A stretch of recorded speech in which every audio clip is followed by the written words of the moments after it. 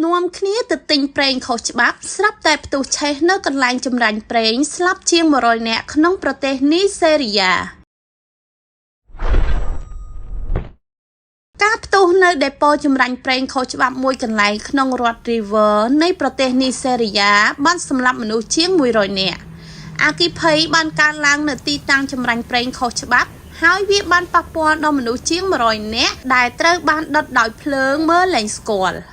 ដំណើរការដ៏គ្រោះថ្នាក់នេះបានបង្កមហន្តរាយដល់អាយុជីវិតមនុស្សជាច្រើនហើយបានបំពុលតំបន់ជាមួយនឹងការលិចធ្លាយប្រេងចូលទៅក្នុងដីចម្ការព្រែកស្ទឹងបឹងបួរ